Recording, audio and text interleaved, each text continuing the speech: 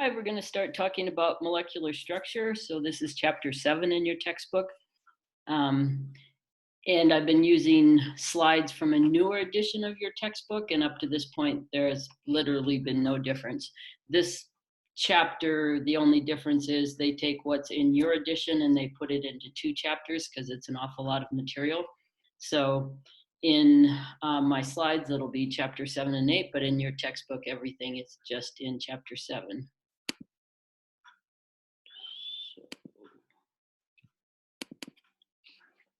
So we'll do this in 2 parts, and I will do what's in the new edition in chapter 7 as one lecture, and then chapter 8 as a separate one. But for you, that's really just your chapter 7 material. So we're going to talk about covalent bonds. In the last chapter, chapter 6, we talked about why ionic bonds form. So if you can form cations and anions, you can get noble gas inert configurations, and so those electron configurations are stable. And then the ionic bond is just the fact that a cation with a positive charge and an anion with a negative charge are attracted to each other. In covalent bonding, there'll be some similar ideas, but it's slightly different. So in a covalent bond, it's a bond that results from sharing of electrons between atoms. So if you think about it, if the 2 nuclei in a bond, here represented by the little black dots, if those repel each other, if you can put negative charge in between, so some electrons in between, those 2 nuclei are each attracted to the electrons, and therefore they're attracted to each other. And so that's really how you want to think about it, is the nucleus electron attractions are greater than the nucleus and electron repulsions, and that results in a net attractive force that binds the atom together. So by sharing electrons, we're going to see that you can also get noble gas electron configurations. So when a bond forms, this is just the simplest molecule, H2. When the 2 atoms are far apart, they have energy. And as you bring them closer together, if it's going to form a bond, they go down in energy. So that means they're more stable. And they get to a low point on that curve where the molecule exists at some bond length that's the most stable situation. And if you try to push them closer together, notice that the energy starts to go up again. And that's because essentially the nuclei start to repel each other because they get too close. So the molecule really exists at the bottom of this well in this picture at some bond length. And in this case, it's 74 picometers for H2. And it has a negative 436 kilojoule per mole energy relative to having the 2 atoms separated from each other at an infinite distance. So here are just some strengths of some of the covalent bonds to give you an idea. So HH has a bond energy, these are average bond lengths. I'm sorry, I thought they were strengths. So this is just telling you the average bond lengths. So they have quite a range, but not really. They're in the double digits or triple digits. So they're similar in that sense. There's not a huge difference in any of them. So when you think about a covalent bond, if you had an absolutely equal sharing of the electrons, so something like H and H, then you would have a nonpolar covalent bond over here on the left-hand side where the whole molecule is neutral. But then somewhere in between, covalent where it's nonpolar, and ionic where there's actually an electron that's left, in this case the M, and gone to the X. Somewhere in between you have another situation where you have a covalent bond, but the atoms aren't identical, and so one of the atoms has a little more electron density to give it a little more negative charge than the other side. That's what these little deltas mean. It means that in this case the X is the more electronegative and the Y is less electronegative, so the X has a greater ability to pull electrons towards itself. And that's exactly what electronegativity is. It's the ability of an atom in a molecule to attract the shared electrons in a covalent bond. So if something has a greater electronegativity, the electrons will be closer to it, and therefore that end of the molecule will be slightly negative. Polar covalent bonds have an unsymmetrical electron distribution in which the bonding electrons, which are shown as dots, are attracted more strongly by one atom than the other. So polar covalent bonds and electronegativity. The two bonding electrons shown as dots are symmetrically distributed if you have something like a diatomic which has the same two atoms. So this picture represents diatomic chlorine. And so when it's neutral, this picture on the right is showing you the electron density, and it shows that it's an even distribution. One end doesn't have more electron density or more electrons than the other. Whereas when you think about a polar covalent bond, the rule for electronegativity, and you can put this on your periodic chart, is that fluorine is the most electronegative element. So as you move away from fluorine, things become less electronegative. So ends up that chlorine is more electronegative than hydrogen. So in the hydrochloric acid molecule, that means chlorine will pull more electron density towards itself from that shared pair, and ends up looking like the right-hand picture for an electron density. So there's more probability of finding those electrons on the end with the chlorine than on the end with the hydrogen, because chlorine's more electronegative than hydrogen. And you can have essentially that electronegativity go all the way to the extreme where something like sodium and chlorine is so much more electronegative than sodium that it can completely pull a whole electron off of sodium, leaving it positive and then itself becoming negative. So an ionic bond, if you look at the electron density, looks similar to this picture on the right, where you have almost a whole electron extra on the chlorine side, and the blue side, almost a whole electron lost. And so what I said is the rule for electronegativity, and you can put this trend on your periodic table, is that fluorine is the most electronegative element.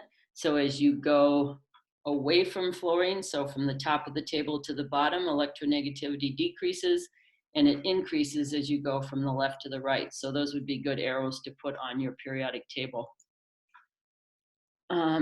So these are just some different properties comparing ionic and covalent bonds.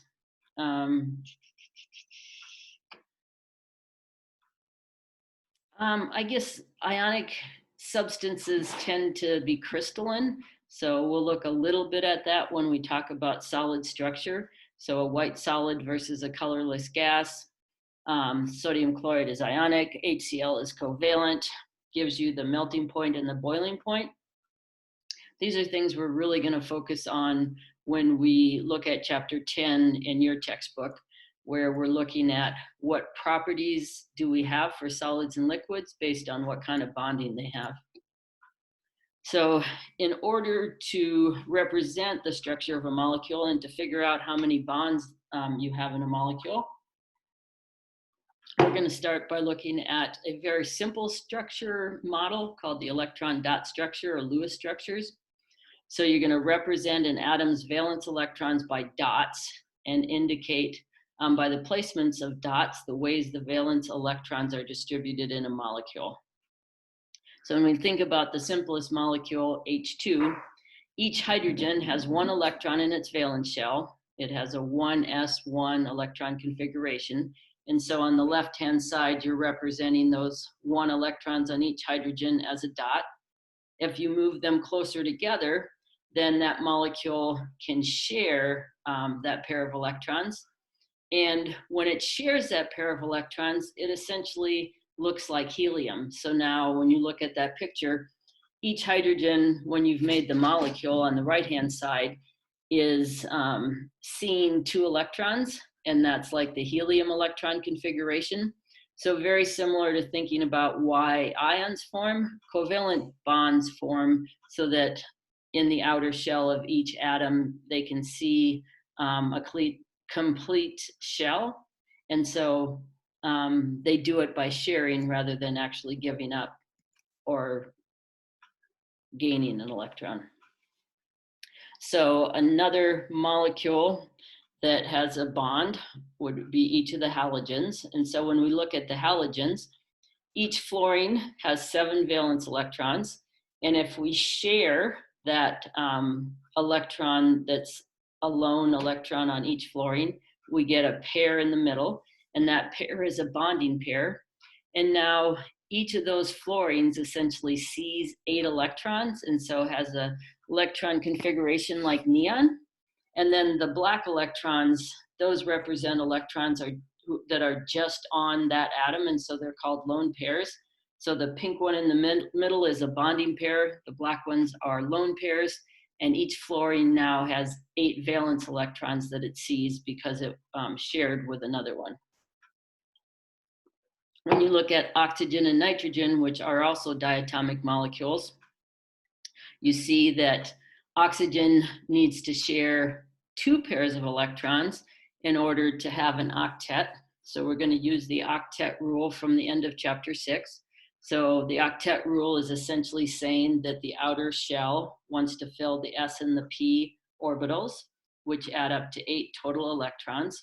And so in fluorine, you could do it with 1 bond, but in oxygen, you have to share 2 pairs of electrons and you get a double bond. And in nitrogen, you have to share 3 pairs, but it's still the exact same picture. So if you drew a circle around each oxygen, it sees 8 electrons. And if you drew a circle around each nitrogen, it sees 8 electrons. So we were able to satisfy the octet rule in F2 with a single bond, in O2 with a double bond, and in N2 you needed a triple bond.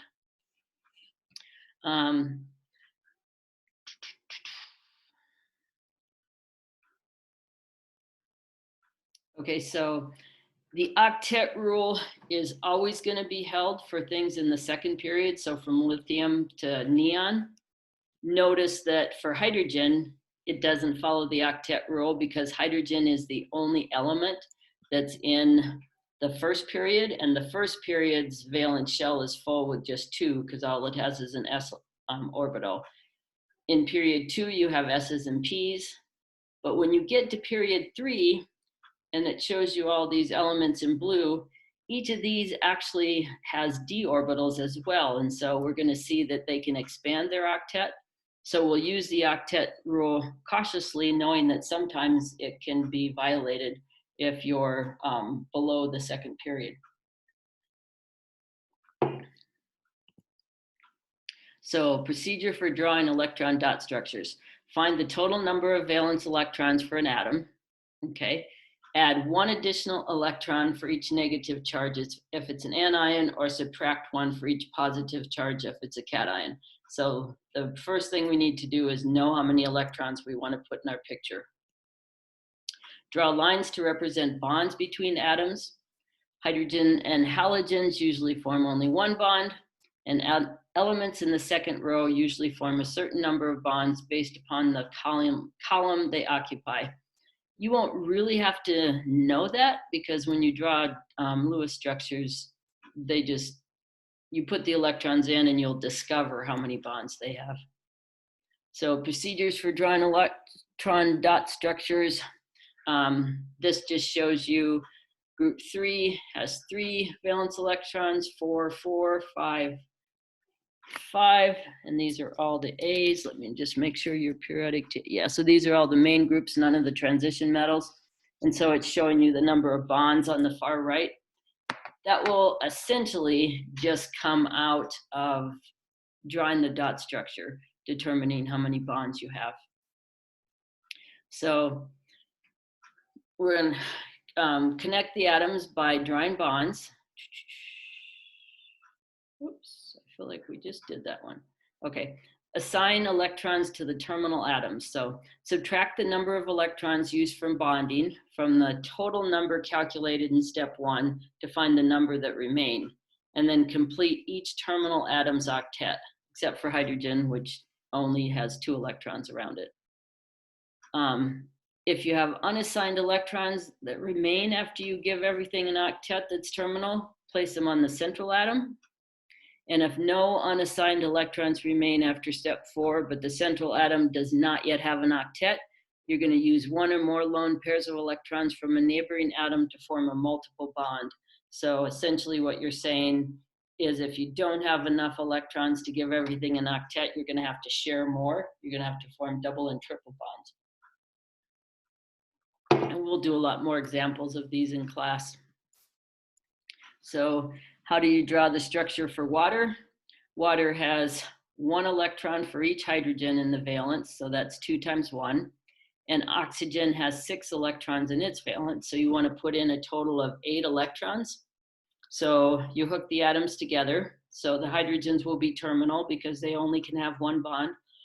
Because if they were bonded to 2 things, they'd have 4 electrons in their valence shell. So you're going to hook on the hydrogens, which means that takes 4 valence electrons, 2 for each hydrogen to have a bond. And then if you put on the rest of the electrons around oxygen, you end up with your total of 8.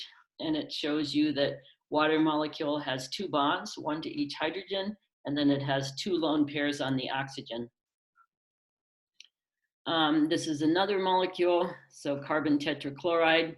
You have 4 electrons from the carbon. You have 7 electrons from each chlorine, so you have 4 of those. So you need to put in 32 total electrons. Chlorine is a halogen, so it usually goes as a terminal. It usually only has 1 bond to it. So when you put the carbon in the middle and hook on 4 chlorines, that took 8 of your electrons. So then you're left with 24. And if you look at the terminal atoms, the chlorines, each of those would like to have 6 more electrons to have a total valence of 8. So 6 lone pairs, and the shared pair gives each chlorine 8. And then you've used up all of your electrons. And when you look at carbon, you don't need to make any double bonds because carbon with 4 bonds to it sees 8 electrons because each bond is 2 electrons. So this is an electron dot structure for a cation, the hydronium cation. So you have 3 electrons from the hydrogens because each contributes 1. The oxygen contributes 6, but it's a positively charged cation, so we're going to take 1 electron away, and that leaves us with 8. So when you put the hydrogens on terminally, because they only can have 1 bond, that takes 6 of your electrons.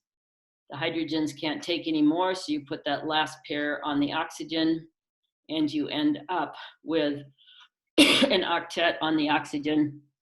And you usually draw cations and anions as they drew it here on the right-hand side, where you put brackets around and represent that the entire structure is 1 electron deficient, so as a plus 1 charge. So here's an electron dot structure for, this is going to be formaldehyde. No. Not sure what the name is. I should know that. Drawing a blank. I haven't named organic compounds for a while. So I will always tell you how things are arranged. So to know that the carbon is in the middle and the oxygen is terminal like the hydrogens, I would tell you that, especially with these carbon-oxygen compounds, because there are often many different structures that you could draw, and I want to tell you which one I want you to draw. And so once you've had that structure drawn, you have 6 total electrons that are going into the bonding. So that's 12, or that's 12 minus 6 gives you 6 left. If you put 6 electrons then around the oxygen, it will have an octet. But notice that the carbon only has 6 electrons. So it will be better to take a lone pair off of oxygen and make it into a double bond with the carbon.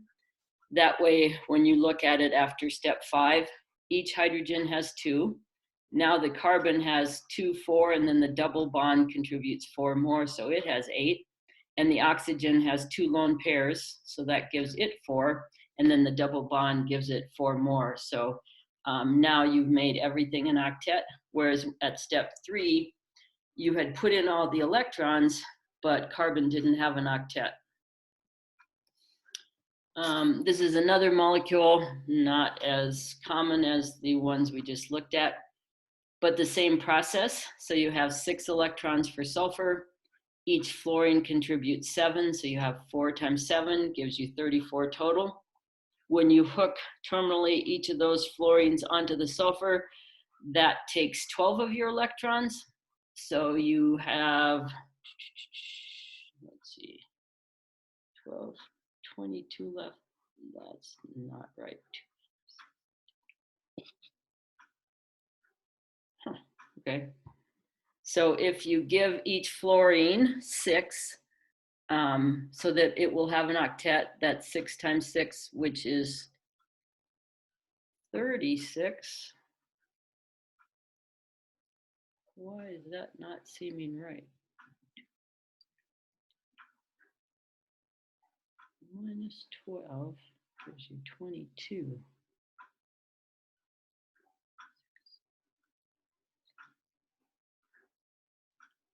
Something is wrong with my logic there. So 6 for that.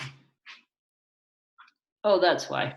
There's an error. So you have 6 fluorines, not only 4. So that's why I was getting way too few electrons. So you should have 6 times 7, which is 42, plus 6 is 48. So when you subtract the 12 for bonding, then you're left with 36. And when you put all the lone electrons around fluorine to give each an octet, you end up with sulfur having what's called an expanded octet. So sulfur now has 12 electrons around it. And that's okay because sulfur is past period 2. So we'll learn a little bit later when we learn more theories about bonding that are a little higher level, that the sulfur essentially is also using its d orbitals to form those bonds. So there's an error in this slide that 4 times 7 should be 6 times 7. So here's another structure. This is for ICl3. So iodine trichloride. And you're going to have 7 electrons from the iodine, 3 times 7 for each chlorine contributing 7, which gives you 28. I would tell you to draw it like step 2 shows you, with the iodine in the middle and each chlorine terminal, because there would be other ways to draw molecules, which would actually be different chemical compounds. So I'll tell you which one I want you to do. Once we put in the 3 bonds, that takes 6, so we're left with 22. And when we give 6 to each chlorine, that's 18, and there are still 4 more electrons. So we're going to put those on the iodine, because the iodine can have, whoops, and then they left off. That chlorine, all 3 chlorines should have 6, just like it does in step 3. So you put the 2 extra lone pairs on iodine, so you have 2, 4, 6, 8, 10 for the bonding, and then you have each chlorine with 6, which gives you 18, so it gives you a total of 28. So, that's another error. These slides are not perfect. So this chlorine, the one on the left in step 4, should also have its 6 valence electrons. So there's another time at which you don't have an octet, so you violate the octet rule, and that's when you have radicals. They're often called free radicals, so a substance with an unpaired electron. So if you have an odd number of electrons, it's a free radical. So drawing electron dot structures for radical, we follow the steps we've seen. There will always be an unfilled octet on one atom. So this is an example. So each oxygen provides 6, the nitrogen provides 5. That gives you 17. And when you put in the 2 bonds, that took 4, so you have 13. And then each of the oxygens gets 6, that's 12. And you have 1 electron left, so note that you're going to put it, they didn't put it, but you're going to put that last lone electron on the nitrogen. And so you have less than an octet on the nitrogen. And free radicals tend to be extremely reactive because they don't have a complete electron configuration filled. So this molecule, which does occur in the atmosphere, goes on to form all kinds of those brown compounds because it comes out of the exhaust of car engines. So on the days when we have bad pollution and there's not a lot of wind blowing it out of the city, you'll see brown, and that's because this nitrogen dioxide, which is a free radical, reacts quickly with other organics in the atmosphere to make these really kind of nasty molecules that are carcinogenic and make the air look brown.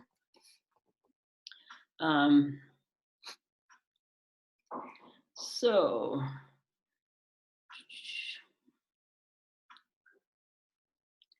this is just talking about the shapes.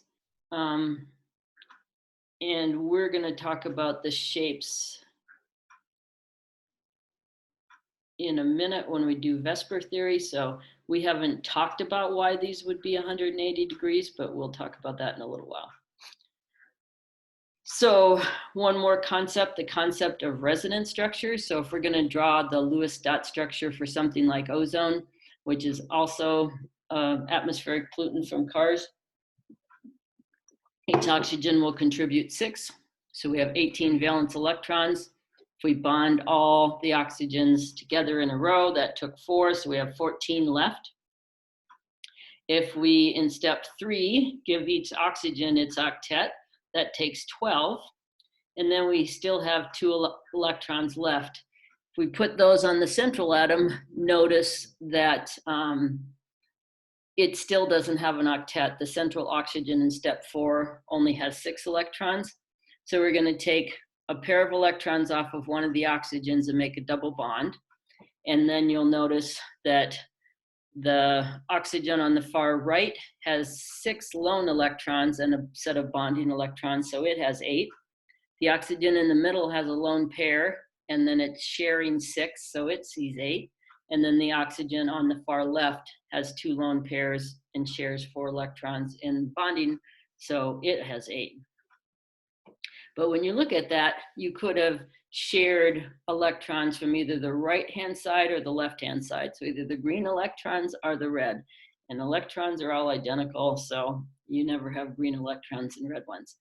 So you could have done either, and those two structures, neither one is completely correct. It's a hybrid of those two. So if you were to measure the bond strength within ozone, you don't have one bond that's a double bond and one bond that's a single bond. You have instead about 1.5 bond orders. So if you tried to break those bonds in spectroscopy, you could see their strengths. So it's really better to think of it as a hybrid, and that's why the double arrow there is showing you that neither one of those is the correct one, and there's some way blended between the two. Okay, so when we're trying to decide what structures are the most stable, we're going to do a very simple calculation, which is called a formal charge calculation.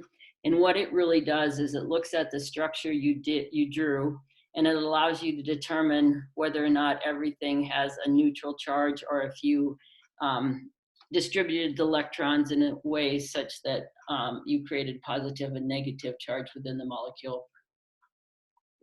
So when we look at ozone, we're going to do a formal charge calculation for each of our atoms. So the oxygen on the far left, it has 6 valence electrons, so the number of valence electrons. And then it has 2 bonding pairs, which means 4 bonding electrons. So we're going to say half of those are contributed to the oxygen on the left, so minus 1/2 of those. And then minus the number of non-bonding electrons, and it has 4. So it'll be 6 for the number of valence electrons, minus 1/2 of 4 for the bonding electrons, minus 4 for the number of non-bonding that you put in the picture. And that oxygen on the far left has a formal charge of 0. In the middle, that oxygen has 6 valence electrons. It has 2, 4, 6 shared electrons in bonds, so 1/2 of 6, minus it has a lone pair. So you're going to subtract 2, And so in that oxygen in the middle, you gave it one less electron than its valence electron number. So it has a positive 1 charge. The oxygen next to that on the right is the opposite. You started with a valence number of 6. You gave it a bond, so minus 1/2 of 2 electrons, and then minus 6 for the number of non-bonding electrons, and you get a -1. So you've essentially pulled electrons to places that they would rather not be. So if you can have all formal charges of 0, that'll be much more stable than a situation like this where 2 oxygens sitting next to each other, one has an extra electron and one lost an electron, especially because oxygens have the same electronegativity. That's just not very stable. And that is the end of the first half of your chapter 7. So we'll come back and do the second half in a little while.